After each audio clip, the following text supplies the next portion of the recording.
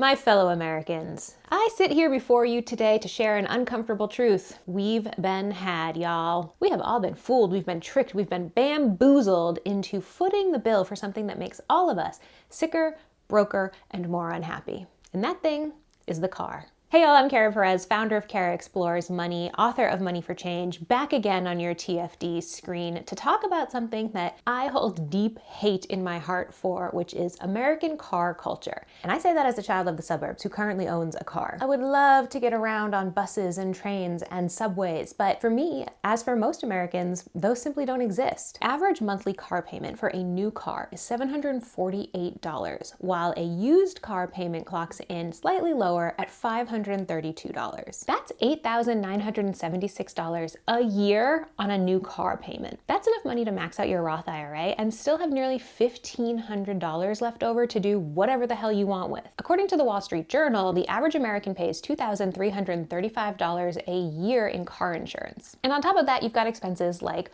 oil changes, which averages $164 and needs to be done 1 to 2 times a year. Balance and rotation of your tires, which averages $134. A basic inspection, which needs to be done at least once a year and clocks in at $253. And things like changing your engine or air filter, which averages $83 a pop. But despite this incredibly high price tag, we are a car culture through and through in the US. So today I want to talk about how that came to be, what's going on with the state of American public transit, and how much our cars cost us, both environmentally, financially, and socially. As I said earlier, I'm a child of the suburbs, so I've been driving since I was 16 years old, and I can say that when I first got my license, I really viewed driving as total and complete freedom. I no longer needed to rely on my mom or my friend's parents to get me where I wanted to go. And that is how cars are marketed to us. And as many of us who drive know, cars are depreciating assets. The second you drive it off the lot, the value of your car has dropped. According to IC Cars, in 2023, the average car lost 38.8% of its value over 5 years. Why are we stuck in this car-centric world? Why do we all have to cough up so much money for our cars every single month? Why aren't we all chilling in high-speed trains and buses? In order to understand how we got to where we are today, we actually have to take a little trip back in time. Cars have been around since the late 1800s, and honestly, as soon as they hit the ground in the United States, people were stoked about them. And largely in the beginning, cars were replacing horses. Before we had cars, people were getting around in 3 main ways: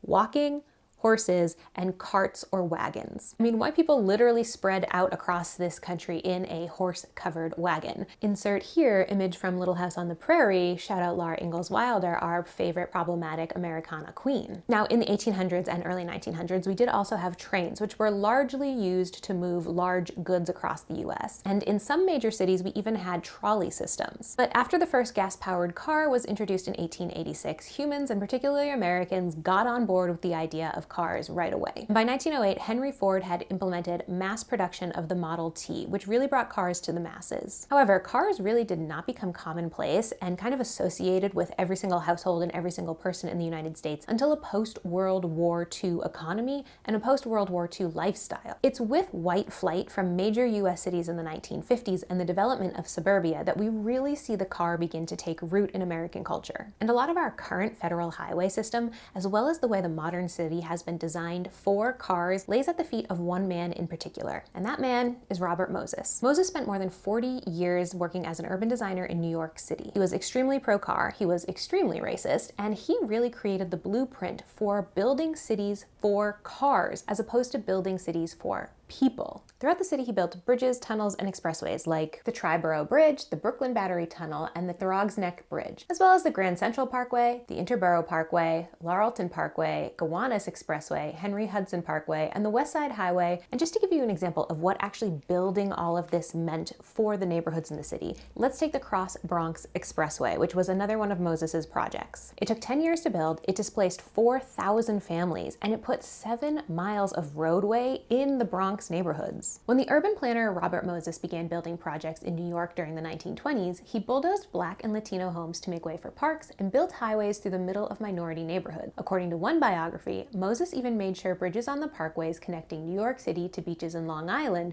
were low enough to keep city buses, which would likely be carrying poor minorities, from passing underneath. Now, it's important for us to always remember the financial context in which social movements happen. White flight was not just about white people not wanting to be near people of color, though obviously that was part of it. It was an economic move as well. When affluent people leave one place, they take their money with them. And that means cities lose tax revenue, which makes it harder for them to build things like housing and public third spaces like parks or libraries. It also creates a negative feedback loop for cities where they have to take what money they do have and invest it in roads so that the affluent people who live out in the now suburbs can commute back into the city for their job. Now, somewhat ironically, New York is today the city that has arguably the strongest and most robust public transit in the entire country. While there are still millions of cars on the roads of New York, cities like LA and Houston have risen to the top of our car culture list. Houston in particular actually boasts the widest freeway in the country. And as a former Texas girly, I spent 11 years living in Texas. Let me tell you, driving in Houston is an absolute nightmare. It takes absolutely forever to get anywhere, and it honestly feels like the city is one big highway. Amazing food scene though, shout out Houston. In fact, LA, Atlanta, Houston, Miami, and Chicago are the cities with the most cars on the road according to the Federal Highway Administration. But how did the dream of Robert Moses, right, a city built on cars, extend from New York all the way across the country? How did it get to Atlanta and Chicago and LA? It all comes down to federal funding, baby. US Congress began funding roadways through the Federal Aid Road Act of 1916 and started an effort to construct a national road grid with the passage of the Federal Aid Highway Act of 1921. This was signed into law by President Eisenhower and allocated a record-breaking $33 billion to developing the highway system in the United States. Sinclair Weeks, then Secretary of Commerce, immediately grabbed some of this cash for what he called, quote, the greatest public works program in the history of the world. The main feature of the program is a 41,000-mile network of limited access roads linking 90% of all cities with populations of more than 50,000. Your grandparents' tax dollars at work, folks. Here's the biggest problem with deciding that cars are going to be the main way that everyone gets around. In order to make it easy for people to get around in cars, you have to start building roads for cars where people already live. All those cities with 50,000 plus people that the Secretary of Commerce wanted to build roads in, yeah, they were already filled with people who lived there in houses, who had parks, and who had third spaces like libraries. In the 2 decades following the 1956 Highway Act, the construction of the freeways displaced 1 million people. And by the end of the project, the US government had spent $114 billion, which adjusted for inflation would be $634 billion in 2024 money. It's really hard for me when I hear numbers like that because I think, how many trains? You know, how many trains could we have built for the equivalent amount of money? Which leads me to my next question. What was going on with public transit while we were busy building all these highways? Well, the truth is, not much. Amtrak, our current train system, wasn't founded until 1971, and it got nowhere near the money that highways did. Now, Amtrak, passenger rail, buses, subways, they're still alive and kicking in the United States. In fact, transit agencies provided 6.9 billion rides in 2023 alone. But look at this incredibly depressing map that shows the primary way most Americans get around every single day. Even with almost 7 billion public transit trips, we're still stuck in our cars across the nation. Now, public transit has really been up against 2 major odds in the US. Not only has it not been funded by the government, but it has been the victim of a smear campaign for decades. Take Elon Musk, who has spent millions of dollars and untold tweets demonizing the idea of high-speed rail in California, one of the biggest states in the US and one of the most populated states in the US. Musk thinks that high-speed rail, which many other countries have and are using successfully, simply won't work in California, and instead he advocates for his own invention, the Hyperloop. He first proposed the idea of the Hyperloop in a 2013 white paper, which I went and read, and let me just tell you, wow. Look at how condescending his intro paragraph is in this white paper. The first several pages will attempt to describe the design in everyday language, keeping numbers to a minimum and avoiding formulas and jargon.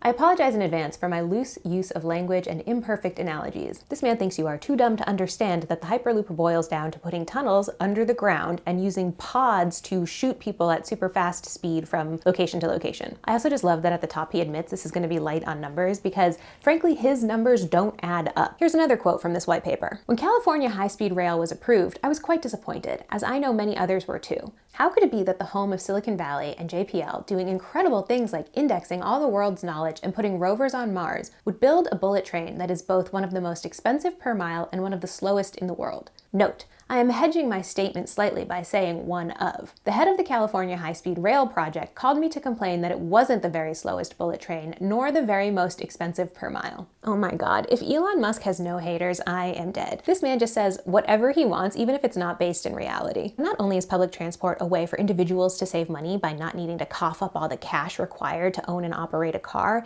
it's actually safer and healthier for us. 2025 data from Todd Littman, founder and executive director of the Victoria Transport Policy Institute in British Columbia, found that public transit's death or injury rate is about 1/10 that of car travel. 1 in 34 deaths in the United States are caused by cars. And anyone who has tried to walk or bike in a major US city knows how dangerous cars are. And Americans also have been propagandized against public transport into thinking that it's dangerous, it's dirty, and it's not a safe space to be. And not for nothing, but I am as much of a public transit girly as one can be in central Massachusetts. And when I travel, I take public transit because it's often better elsewhere in the world than it is here in the United States. I went to Mexico City in 2022 and I took the bus there. And I also went to Medellin, Colombia in 2022, and I took the metro there. And when I came back to the United States and told people this, you would think that I had started saying, oh yeah, I've taken up heroin recreationally. People look at me like I'm insane, and the number one reaction that I get from people is, but oh my god, is that even safe? Which I think says a lot about how we feel about public transport in America, but I also think says a lot about how we view Latin American countries, but that is a video for another time. But what kills me about the propaganda in the US against public transit is that we can take a look around the world and see that other countries are doing public transit way better than us. At the beginning of the 21st century, China had no high-speed railways. Fast forward 20 years, and China now has the most extensive set of high-speed rail in the world. China has 23,500 miles of high-speed railway. All of its major cities are linked by trains, and all of those trains were built after 2008. Correct. In under 15 years, China knocked out 23,500 miles of trains. What makes this particularly impressive is China's a really big country, but even in much smaller countries, they're doing high-speed rail way better than the US. Spain, which has Europe's most extensive high-speed network and occupies second place in the global league table, has just over 2,000 miles of dedicated lines built for operations. Meanwhile, here in the US, we have one train that qualifies as a high-speed rail. One. Not investing in public transit, but specifically not investing in high-speed rail is putting the US behind. When we think about being a global leader,